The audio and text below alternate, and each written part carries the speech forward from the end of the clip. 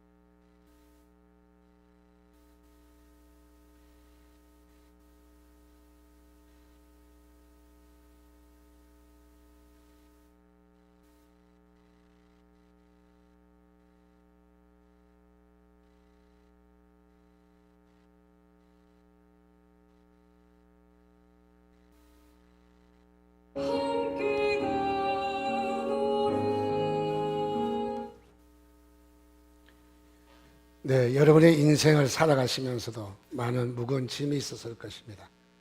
고통도 있고 고민도 있고 또 힘든 일도 있을 것입니다. 또 말 안 듣는 자녀들도 있을 것이고 또 날마다 속만 썩이는 남편도 있을 것입니다. 그때 여러분 뭐라고 생각하십니까? 아유, 저 원수 덩어리, 원수야. 그래서 전에 SBS에 그 퀴즈 대회 하는 거 보니까 그 할머니 앞에 선 할아버지가 우리 둘 사이 그러니까 왼수 그러더라고. 근데 거기에 제시하는 평생 원수예요. 천생연분인데 그래서 아니 네 글자로 그러니까 평생 원수. 그래 할머니가 뭐래 상당히 좋은 것 같아요. 여러분들 이런 짐을 무거운 짐이 없는 사람이 있겠습니까? 다 누구나 있죠. 지난 주간에도 여러분들의 많은 아픔과 또 힘든 일이 있었을 것입니다. 그럴 때마다 여러분 뭐라고 생각하십니까? 원수, 짐이라고 생각하십니까? 나에게 짐, 저거는 원수야. 저거는 내게 합당하지 않아. 그렇게 생각하신다면 여러분들도 여러분 자신이 스스로 패자의 길을 걷는 거죠. 하나님은 우리 가운데 생각을 바꾸기를 원하십니다. 비록 27kg 말썽꾸러기 개구장이지만은 그가 짐으로 생각하고 신세를 졌고 또 짐이라고 생각했지만은 그러나 그 주변에 있는 친구들은 짐이 아니라 오히려 같이 가는 즐거움이었다는 거죠. 즐거움. 그래서 It's a fun이라고 그들은 소리를 쳤던 것입니다. 여러분들 인생 살아가시면서 여러 가지 짐이 있을 것입니다. 이 짐을 여러분은 어떻게 바라보십니까? 같은 짐이지만은, 같은 문제지만은 여러분이 어떻게 바라보느냐에 따라서 여기에 문제의 핵심은 달라지는 것이죠. 여러분 즐기시기를 주님의 이름으로 축원드립니다. 그 짐을 여러분을 짐이라고 생각하지 마시고 즐겁게 여러분 즐기시기 바랍니다. 우리가 태도를 바꾸면 똑같은 문제지만은 짐이라고 생각하면 우리가 그거의 짐이 2배나 더 될 것이고, 그러나 우리는 이것이 짐이 아니라 즐거움이라고 우리가 그게 즐길 줄 알 때에 우리에게는 훨씬 더 가벼워질 것을 믿습니다. 주님께서는 우리에게 이렇게 말씀하셨습니다. 수고하고 무거운 짐진 자들아 다 내게로 오라. 내가 너희를 쉬게 하리라. 우리에게 짐이지만은, 우리에게 수고지만은 하나님께서는 짐이 아니라 주님께서 같이 덜어주신다고요. 주님께서 함께 해주신다고 말씀했습니다. 여러분들 어떤 짐이 있어도 그 짐을 짐으로 여기지 마시고 여러분들 즐기시기를 주님의 이름으로 축원드립니다. 저는 이 영상을 보면서 이번 우리 12일 우리가 전도 이웃 초청 전도잔치를 할 터인데, 이 전도잔치를 여러분이 맞이하면서 뭐라고 생각하십니까? 행여나 이렇게 생각하고 있지는 않습니까? 해년마다 하는 거 또 그렇게 해봤지만은 그렇다고 해서 사람들이 교인들이 느는 것도 아니더라고. 또 우리가 이런 생각을 하지 않습니까? 이것은 돈도 많이 드는데 여러 가지 이유를 들어서 또 하나의 이런 부담감으로 여러분이 자리 잡고 있지는 않습니까? 그래서 의뢰이 하는 거다, 또는 해봤자다, 많은 경비가 될 것이다, 그런 생각을 가진다면 지금 이 시간 내려놓으시기를 바랍니다. 여러분들 이 일은 여러분에게 즐거움이고 기쁨인 줄 믿으시기 바랍니다. 여러분이 즐겁게 여러분 도전하시면 하나님께서 여러분들에게 더 큰 은혜를 주실 줄 믿습니다. 그래서 이번 우리의 이 전도 행사에, 이웃 초청 잔치에 이번에는 우리가 즐겁게 하자. 마치 고린도후서 9장 7절 말씀에 있는 대로 우리가 각각 마음에 정한 대로 할 것이요, 마음에 정한 대로 자원해서 억지로 하지 말라는 것이죠. 억지로 하지 말라. 하나님은 우리를 즐겁게 일하시기를 원하십니다. 즐겁게 헌신하시기를 원하십니다. 즐겁게 이 일을 우리가 받아들일 때 하나님께서 우리에게 또 더 큰 일을 하실 것을 믿으시기를 주님의 이름으로 축원드립니다. 우리 외치는 구호함을 외치겠습니다. 제가 우리 함께 하면은 지난주와 동일하게 3번 전도합시다. 전도합시다. 전도합시다. 지난주보다 더 잘할 줄 믿습니다. 한번 해보겠습니다. 우리 함께 전도합시다. 전도합시다. 역시 잘하십니다. 1부 예배는 제가 선창을 해줘야 했는데 역시 2부 예배 오신 분들은 수준이 참 좋으신 것을 봅니다. 우리 또 저 뒤에 보니까 우리 정혜성이가 휴가를 나왔네요. 한번 인사 한번 해주세요. 예, 일어서서 그 부대의 명예를 걸고 인사를 한번 24단? 24단? 양평에 있는 24단. 자, 우리 인사 한번 할 때 건강하게 잘 지내고 있는 것을 서로 안부를 또 보는 시간입니다. 자, 차렷! 경례!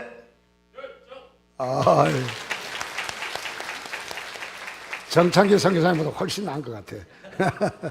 감사합니다. 좋은 또 군대생활 되시기를 바랍니다. 자, 어떤 노인이 낚시를 하고 있는데 낚시를 참 잘하는 거예요. 주변에 있는 사람들은 별로 고기를 잡지 못하는데 이 노인은 낚시를 아주 참 잘해요. 고기를 가득히 많이 잡았어요. 그걸 지켜보던 이 한 청년이 노인에게 한 수 배우기 위해서 가까이 갑니다. 어르신, 낚시를 참 잘하시네요. 어떻게 이렇게 낚시를 잘하십니까? 라고 하니까 이 어르신이 한 수 가르쳐 주기로 작정했습니다. 그래서 낚시를 잘하는 자신의 비결이 있다는 거예요. 비결이. 그래서 그 비결을 가르쳐 주겠다는 겁니다. 그 낚시를 잘하는 비결은 첫째로 한눈을 팔지 말라는 거예요.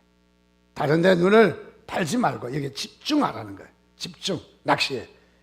그리고 두 번째는 낚시를 잘하려면은 좋은 미끼를 써야 된다는 거예요. 어떤 어종을 잡을 것인지 또 그 어종이 어떤 미끼를 좋아하는지 그것을 알아서 좋은 미끼를 잘 사용을 해야 한다는 거죠. 세 번째는 낚시를 잘하려면은 인내를 가지고 기다려야 된다는 거예요. 그저 철랑대고 이리 옮기고 저리 옮기면 그동안 낚시에 밑밥을 많이 던져서 여기에 먹거리가 많은데 고기들이 이리 몰려올 터인데 또 자리를 옮기면은 또다시 밑밥을 줘야 되기 때문에 낚시를 잘할 수가 없다는 거예요. 인내를 가지고 기다려야 된다는 거예요. 기다려야 된다. 마지막 네 번째는 낚시를 잘하려면은 기회가 왔을 때 적당한 기회에 찬스를 놓치지 말고 잡아채야 된다는 거죠. 잡아채야 되는 거죠. 고기가 왔는데도 내버려 둔다든지 아니면 물렸는데도 내버려 두면 다시 도망을 간다는 거죠. 그래서 잡아채서 끌어올려야 낚시를 잘할 수 있다. 그런 말을 합니다. 참 너무너무 귀한 낚시의 비밀인 줄 압니다.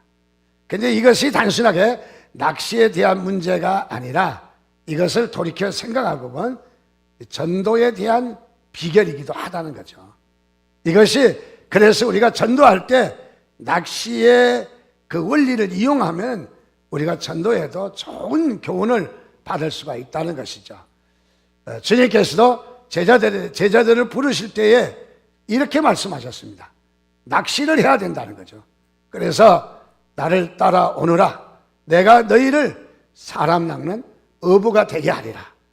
낚시하는 비결을 잘 알고 있는 제자들에게, 이 제자가 될 이들에게 낚시의 부문으로 또 고기 잡는 원칙으로 그렇게 말씀하셨습니다. 제자가 되는 일도. 그래서 우리가 전도하는 일도 우리가 낚시의 이런 비결을 응용하면은 우리에게 좋은 그런 교훈을 받을 수가 있다 하는 것이죠. 그래서 특별히 우리가 전도할 때 중요한 것은 한눈 팔지 말라는 것이죠. 하나님께서 어떻게 우리에게 전도 대상자를 주실지 또 예비된 영혼을 주실지 우리가 하나님 앞에 한눈을 팔지 않고 집중하는 일이 너무너무 중요하다는 것이죠.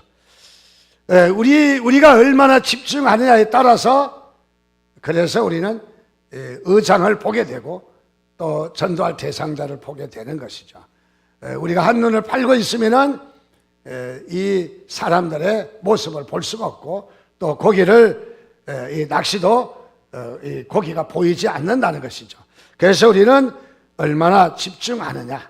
사실 우리가 사업을 해도 또는 우리가 낚시를 해도 또는 연애를 해도 우리가 집중해야 되겠죠. 우리가 공부할 때도 머리 좋은 사람이 따로 있는 것이 아니라 사실은 공부는 머리로 하는 것이 아니라 엉덩이로 한다, 그런 말을 했습니다. 그것은 무엇이냐면 얼마나 인내력을 가지고 집중하느냐, 그것을 말하는 것이죠.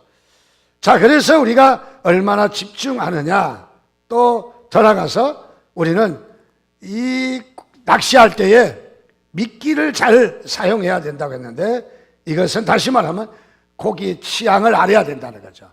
어떤 고기는 이 먹이를 훅 빨아들여서 한 입에 먹는 고기가 있고, 어떤 고기는 이 미끼를 살살살살 갉아먹는 그런 고기들이 있습니다. 어떤 어종을 잡을 거냐에 따라서 미끼가 달라지는 것이죠. 자, 그래서 오늘 우리도 뭐 정치도 그렇고, 우리가 사람을 사기도 그렇고, 또 우리가 사업을 해도 그렇고, 가령 우리가 옷가게를 할 때에도 이 손님이 무엇을 찾는지를 주인이 알아차려야 되거든요. 계속 손님하고 윽박자가 나면은 기분 나빠서 나갑니다. 그래서 이 손님이 무엇을 찾는지 알아차려서 딱 그런 옷의 종류를 딱 갖다 주면은 손님이 아주 기뻐하고 그러고 물건을 살 수 있다는 것이죠. 정치도 마찬가지라고 생각합니다. 저는 이 정치 지도자에게 한마디 하고 싶은 것은 좀 국민들의 그런 모습을 좀 알았으면 좋겠다는 거예요. 뭐 우리나라는 국민하고 정치인하고 뭐 같이 하지 않으니까, 그래서 법을 만들어도 현장의 소리를 안 듣잖아요. 법을 만들어도 그 업종의 업계의 사람들의 이야기를 듣고 어떻게 이분들이 잘 사업하고 이분들이 잘 살 수 있을까 염려하고 법을 만들어야 되는데, 법 따로 업종 따로 만드는 거죠. 그러니까 여기에 대해서 항의를 하고 고쳐달라고 항의를 하다 보면 몇 년 시간이 다 가고 많은 소모전을 벌이는 우리의 정치 모습도 없지 않아 많이 있습니다.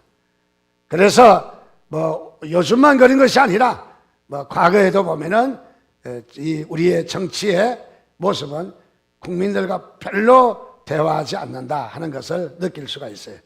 즉 다시 말하면 국민의 취향을 모르는 것이죠. 우리가 전도할 때에 대상자의 취향을 알아야 되는 거죠.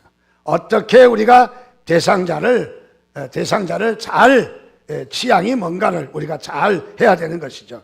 세 번째는 우리가 이 낚시할 때에 중요한 것은 인내로 기다려야 된다는 것이죠. 조급하면은 우리가 실수하기 마련이라는 것이죠.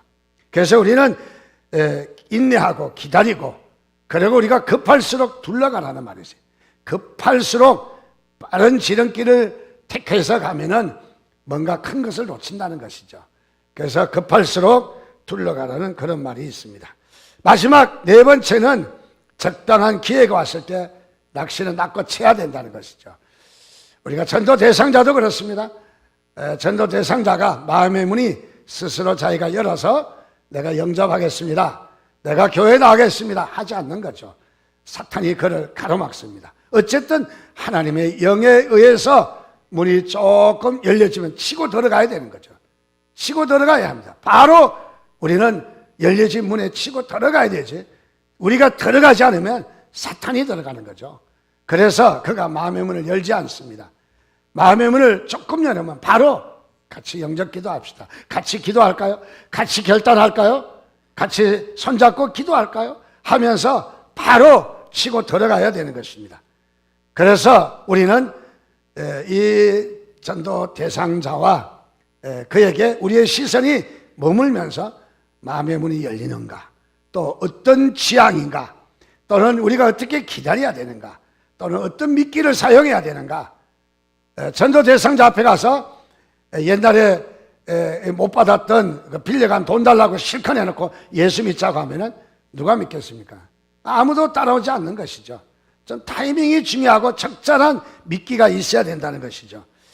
그래서 우리는 이런 시기를 놓치면 안 된다는 것이죠.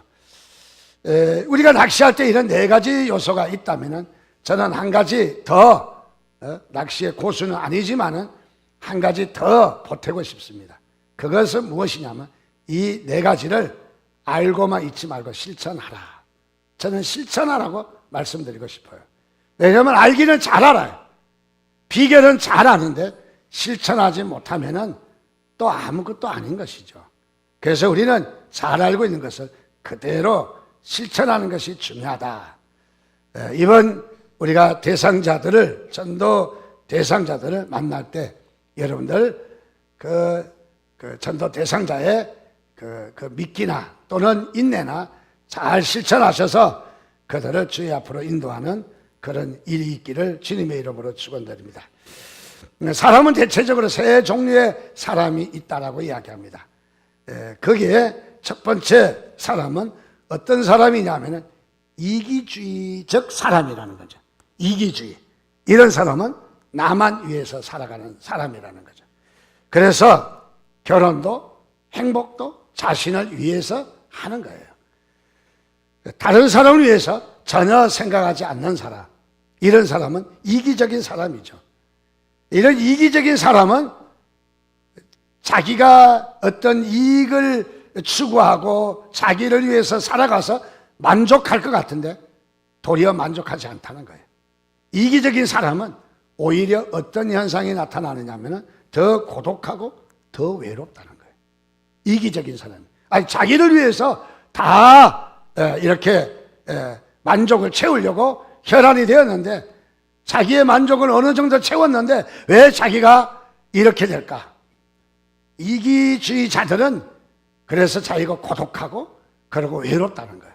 이게 이기주의자의 특징입니다. 그래서 이기주의자는 비참해질 수밖에 없다는 것이죠.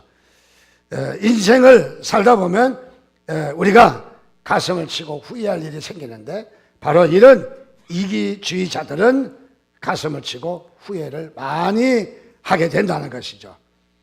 두 번째는 이런 사람이 있다고 합니다. 나에게 손해가 생기지 않는 한 남을 도우면서 살아가는 보통 사람이 있다는 것이죠. 대체적으로 사람들은 여기에 시선이 머물러 있죠. 그래서 내가 손해가 생기지 않는다면 남을 도우면서 살아가는 그런 사람들이 많다는 것이죠.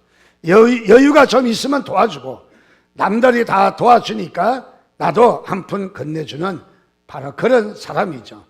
또 여유가 없으면 그만이고 도와주지 않는 사람이죠. 이렇듯 나만 먼저 챙기고 그 다음에 남을 돕겠다는 일반적인 바로 사람인 것입니다. 이런 사람들을 우리는 나쁘다고 말할 수는 없지만은 대체적으로 사람들은 이렇게 살아가고 있다라는 것이죠. 자, 이렇게 살아가고 있는 이것은 하나님께서 사랑이라고 말하지 않는다는 것이죠. 하나님이 말하는 사랑은 무엇일까? 바로 세 번째 사람입니다. 세 번째 사람은 어떤 사람이냐면 내가 손해를 보면서까지라도 남을 도우려 하는 사람인 것입니다.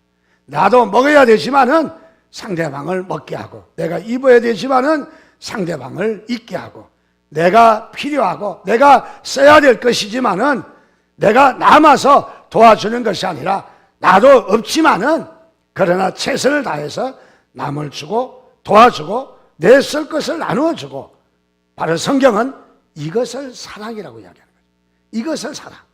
내가 남아서 도와주는 것을 사랑이라고 말하지 아니하고 내가 쓸 것을 의뢰인 내가 쓸 것을 그것을 내가 나누어 주는 것 그것이 사랑이라고 말하는 거죠. 그래서 오른밤을 치면 왼밤을 돌려대고 속옷을 나르면 겉옷을 주고 오리를 가져면 심리를 가고 이게 사랑이라고 성경은 말하고 있습니다. 오늘 본문 말씀해 보니까 바로 그런 인물이 나타납니다. 그 인물은 누구냐면 바로 사도 바울입니다. 사도 바울은 어떤 사람입니까? 그는 그리스도께 전적으로 헌신된 자입니다. 그리고 복음과 교회를 위해서 그의 마음과 그의 정성과 그의 모든 삶을 다 바친 바로 그런 사도 바울의 모습입니다. 사도 바울은 어떤 사람입니까? 소아시아에서 복음을 전했습니다. 아시아에서 복음을 전했습니다. 제법 이제 복음을 전하다 보니까 이 협조자도 나타나게 되었고 또 복음을 전하는 이력도 생겨서 바로 이 복음을 잘 전하고 또 열매도 거두고 제법 쏠쏠한 재미가 붙어있는 바로 그런 시점이었습니다. 자, 그에게 열심히 이렇게 전도가 잘 되고 있는데, 안 되고 있는 것이 아니라 잘 되고 있는데, 어느 날 사도 바울의 마음속에 기도하는 중에 이런 환상이 나타났습니다. 마게도냐 사람이 도와달라고 손을 호소를 하는 거죠. 건너와서 우리를 도와달라는 것입니다. 여기 마게도니아라는 것은 유럽입니다. 저는 이 성경을 볼 때마다 마음이 늘 불편해요. 하나님 앞에 꾸중도 받겠지만은 그러나 늘 불편해요. 바울이 복음을 전하던 거 내버려 두었으면은 아시아에서 복음을 잘 전해서 대한민국까지 복음이 쫙 와서 대한민국에서 미국을 선교하고 대한민국에서 미국에 핵무기를 배치할까 말까 갑질도 하고 또 대한민국이 영국도 도와주고 대한민국이 원조도 보내고 대한민국의 서울에다가 유엔 본부도 만들고 그래서 모든 전 세계의 대사들이 다 와서 서울에 와서 그래서 유엔 총회도 하고 얼마나 신나고 얼마나 재미있어요. 그냥. 그래서 하나님 내버려 두시지 왜 꺾으셨나요? 이런 생각이 좀 납니다. 자, 근데 여기에 지금 이 바울이 전도하는 일이 지금 획기적으로 방향이 바뀌어지는 것을 봅니다. 아시아에서 무시아와 또는 여기에서 전도를 하다가 전도가 길이 막히는데 이 길이 바울이 하기 싫어서 막힌 것이 아니라 하나님의 영이 바울의 이 선교 이 일정을 바꾸시는 것이에요. 그래서 기도하니까 하나님께서 환상을 보여주었습니다. 마게도냐 사람이 손짓을 하고 도와달라는 것이죠. 자, 이것은 단순하게 지역을 여기에서 저기에 옮겼다는 것이 아닙니다. 여기는 나라를 이 나라에서 저 나라로 옮겼다는 것도 아닙니다. 여기는 지역을 옮겼다는 것은 바울에게는 엄청난 희생입니다. 엄청난 바울에게는 생각할 수 없는 자신의 입장에서 고려할 수 없는 위험과 어려움이 있는 바로 이 마게도냐로 선교지를 옮긴다고 해서 대단한 결단이라는 거죠. 그러므로 바울은 어떤 사람이냐? 자신을 희생하면서까지 복음을 전했던 사람이라는 거죠. 오늘 우리가 이 말씀을 보면서 우리가 다시 한번 느낄 수 있는 것은 우리가 복음을 전하는 일에 있어서 안일하게 편안하게 그리고 우리가 다 쓸 거, 다 놀 거, 시간 다 빼고 다 우리가 하고 복음을 전할 수 없다는 것입니다. 바로. 복음을 전하는 일에는 우리에게 수고가 뒤따른다는 것이죠. 복음을 전하는 일에는 우리의 그 어려운 일들이 있다는 것을 우리에게 말해주는 바로 그런 부분입니다. 자, 그래서 이 바울은 복음을 그래서 유럽으로 건너가서 복음을 전하게 되는 것입니다. 자, 바울은 여기에 복음을 전할 때 바로 그가 마게도냐 사람이 복음을 우리에게도 달라고 건너와서 우리에게 도와달라고 지금 호소하고 있습니다. 호소하고 있는 여기에 바울은 바로 느끼게 되기를 첫째로 바울은 하나님이 말씀하시는 것을 느낄 수가 있었어요. 그래서 바울은 민감한 분이었다. 자, 우리가 전도할 때 가장 중요한 것은 민감해야 합니다. 하나님은 우리에게 말씀할 때 어떻게 말씀하시느냐? 하늘에서 소리가 우릉쾅쾅 번개라도 치고 그리고 불이라도 일어나면서 누구야? 라고 말씀하지 않습니다. 물론 그렇게도 특수하게 말씀하실 때도 있겠지만은 하나님은 우리에게 말씀하실 때 대체적으로 우리에게 이웃 사람을 통해서 말씀하시고 안 믿는 사람을 통해서도 말씀하실 수 있어요. 자, 바울은 하나님께서 하나님의 영이 막이시고 그리고 마게도냐 사람이 와서 도와달라고 손짓하는 것을 보면서 그는 하나님의 말씀하심 앞에 민감했던 것을 발견합니다. 여러분, 하나님이 여러분들의 말씀하시는데 민감하시기를 주님의 이름으로 축원드립니다. 감각이 민감해야 돼요. 우리가 민감하지 못하면 하나님의 음성을 들을 수가 없다는 것이죠. 그래서 바울은 하나님이 말씀하시는 것을 환상을 통해서 보게 되었고, 또 기도하니까 보게 되었고, 또 마게도냐 사람을 통해서 보게 되었고, 지금까지 우리가 전도할 때는 우리가 가라, 전도해라, 이런 양을 찾아라, 초청 전도 잔치, 우리가 갑의 입장에서 전도를 했는데, 오늘 입장은 마게도냐 사람은 갑의 입장이 아니라 을의 입장입니다. 을의 입장에서 뭐라고 얘기하면 와서 우리를 도와달라. 여러분, 오늘 이 시대를 말하는 것입니다. 하나님께서 이 시대에 바로 지금 을의 입장에서 을이 지금 우리에게 도와달라고 호소하고 있다는 것이죠. 여러분, 이런 일에 민감하시기를 주님의 이름으로 축원드립니다. 우리는 요즘 종종 인터넷이나 또는 기독교를 비방하고 우리 교회를 참으로 이렇게 비방하는 사람들이 많이 나타났습니다. 이렇게 볼 때 우리는 뭐라고 생각하십니까? 이거 죽일 놈들, 썩을 놈들, 안 그래도 썩을 인간들이지만은 우리가 욕을 하지만은, 욕은 잘 안 하죠. 그래서 우리가 말을 하지만은 사실은 우리가 그분들의 소리를 들을 줄 알아야 돼요. 그분들은 영적으로 어린아이이기 때문에, 아직 영적으로 거듭나지 않았기 때문에, 하나님의 자녀들이 아닌 사람들도 대부분이 있어요. 우리가 아이를 키우다 보면 아이들이 어떻게 하나요? 어린아이들이 의사표현을 뭘로 합니까? 울음으로 합니다. 먹이를 달라고 으냐 울어요. 조용히 말하면 줄 텐데, 또 아이가 엄마하고 떨어져 있으면 외로워서 엄마하고 가까이 있기 위해서도 또 막 응야 하고 울어요. 또 싸고 싶으면 그냥 또 응야 하고 울어요. 애들은 무조건 울고 땡깡을 놓는 거예요. 그래서 아이한테 야, 말을 해. 싸고 싶다고 말을 해. 먹고 싶다고 말을 해. 그러면 될 텐데 아이들은 말할 줄 모르는 거예요. 말을 할 줄 모르기 때문에 아이들은 땡깡 놓으면 되는 거예요. 울면 되는 거예요. 지금 아직도 생명을 가지지 못하고 아직도 말에 표현할 줄 모르는 저들은 우리를 와서 도와달라고 말을 하면 될 텐데 이 말을 할 줄을 몰라요. 그리스도인들에게 너희들이 누리는 영적 축복을 나도 누리고 싶소. 나를 도와주시오. 나를 전도해 주시오. 나를 복음으로 이끌어 주십시오. 라고 말을 해야 되는데 할 줄을 모르는 거예요. 그래서 어떻게 말을 해요? 욕을 하는 거예요. 그래서 기독교, 교회, 그러고 막 말을 하는 거죠. 여러분들, 저 세상 사람들이 지금 저렇게 우리를 향해서 조롱하고 손가락질 하는 것은 그들에게도 지금 도와달라는 거예요. 여러분 믿으시면 아멘 하시기 바랍니다. 지금 저들이 부르짖고 있는 소리는 도와달라는 것입니다. 지금 갑이 아니라 을이 우리도 도와달라고 하소연을 하고 있는 것이죠.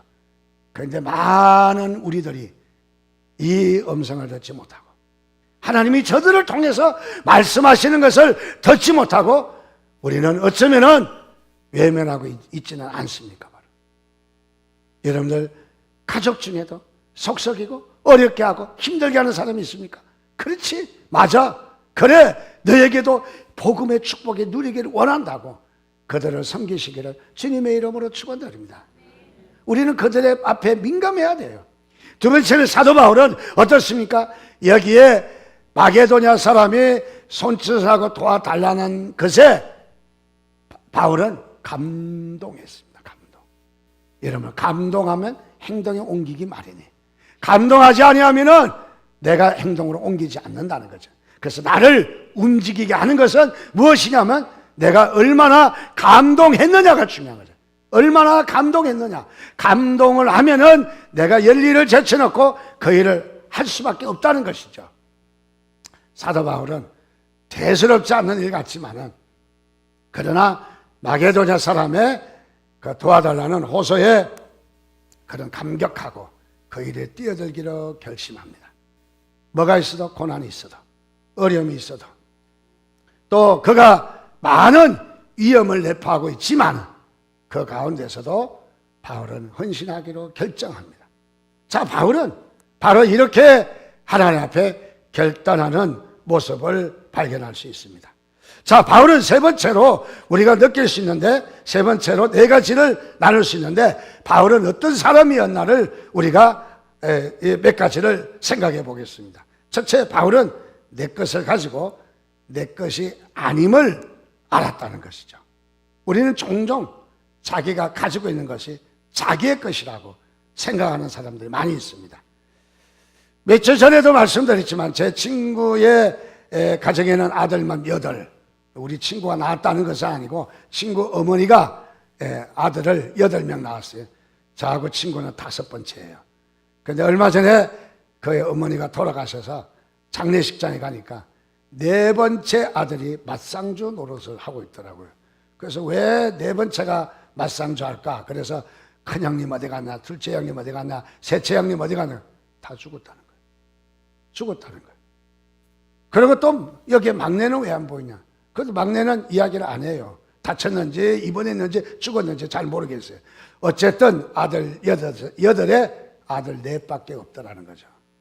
저는 그런 생각했습니다. 있다고 다가 아니다. 아들이 많다고 많은 것이 아니다. 그런 생각을 하게 됐어요. 또 어떻습니까? 우리는 재산은 어떻습니까? 재산도 사실은 부자라고 해서 그냥 만년 부자가 아니더라고요. 부자도 얼마 안 가서 가난해지고 부도 맞고 다 빼앗기고, 어떤 사람은 가난했는데 또 이렇게 잘 벌어서 부자 된 사람도 있고, 아, 그것이 우리의 것이 아니다 하는 것을 느껴지게 되더라는 것이죠. 바울은 바로 그런 사람이었습니다. 자신에 있는 건강, 자신의 명예, 자신의 지식, 자신에게 있는 그 놀라운 그 학벌 모두가 다 자신의 것으로 여기지 않았습니다. 그리고 하는 말이 뭐라고 고백하느냐 하면은 이 모든 것을 배설물로 여겼다는 거죠. 배설물로 여겼다. 두 번째, 바울은 어떤 사람이었습니까? 내가 가진 것은 다 받은 것이다. 받은 것. 본래 내 것이 아니라는 거죠. 그래서 빈손으로 왔다가 빈손으로 간다. 공술의 공수고라고 말하죠. 빈손으로 왔다가 빈손으로 간다. 자, 내 이것 은사도, 내 성품도, 내 물질도, 내 건강도 내 것이 아니라 다 하나님이 걷어가신다. 하나님이 주셔서 하나님이 걷어가신다. 세 번째는 언젠가는 이 모든 것을 다 가져가신다는 거예요. 다 가져가신다는 거예요. 자, 오늘 우리는 어떻습니까? 우리의 것이라고 착각할 때 바로 거기에 우리에게 큰 문제점을 안게 되는 것이죠. 그리고 네 번째는 기회는 지금뿐이라는 것이에요.